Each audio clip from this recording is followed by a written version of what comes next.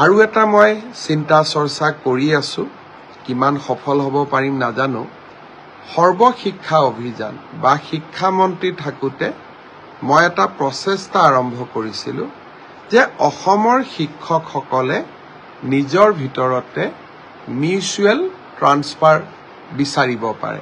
অৰ্থাৎ কোনোবাই ডিব্ৰুগড়ৰ পৰা ধুবুৰীত যাব খোজে, কোনোবাই ধুবুৰীৰ পৰা ডিব্ৰুগড়ত আহিব পাৰে, যদি দুইজন শিক্ষক সন্মতি প্ৰদান কৰে।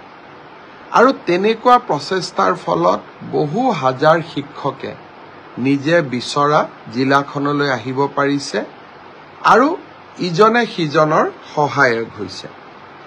এই ব্যৱস্থাটো আমি তৃতীয় আৰু চতুৰ্থ শ্ৰেণীৰ কৰ্মচাৰীৰ ক্ষেত্ৰতো আৰম্ভ কৰিব পাৰোঁ নেকি?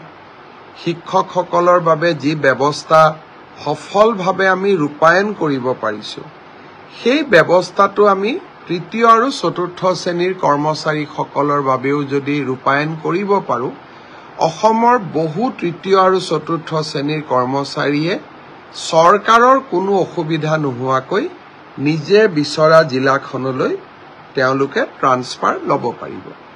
ধৰি ললোঁ শিলচৰৰ এজন চতুৰ্থ বৰ্গৰ কৰ্মচাৰীয়ে তেজপুৰত কাম কৰি আছে, দৰং, তেজপুৰ বা বিশ্বনাথ চাৰিআলিৰ কোনোবা এজন কৰ্মচাৰীয়ে শিলচৰত কাম কৰি আছে।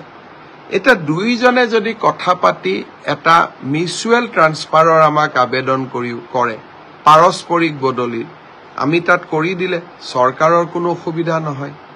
কিন্তু এই ব্যৱস্থা শিক্ষকৰ ক্ষেত্ৰত আছিলে, তৃতীয় আৰু চতুৰ্থ বৰ্গৰ শ্ৰেণীৰ কৰ্মচাৰীৰ ক্ষেত্ৰত নাছিলে।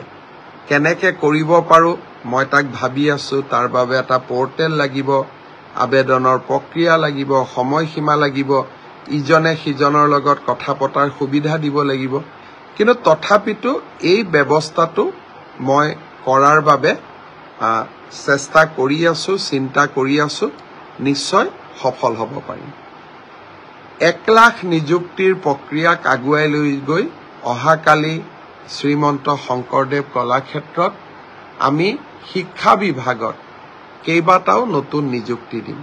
লগতে APDCL অৰ্থাৎ আমাৰ পুৰণা যি ASCB, আজিকালি আমি APDCL বুলি কওঁ, Assam power distribution corporation limited, তেওঁলোকেও যোৱাকালি কেইবাটাও নিযুক্তি দিব। এই নিযুক্তি প্ৰদানৰ প্ৰক্ৰিয়াটো মই অংশগ্ৰহণ কৰিম।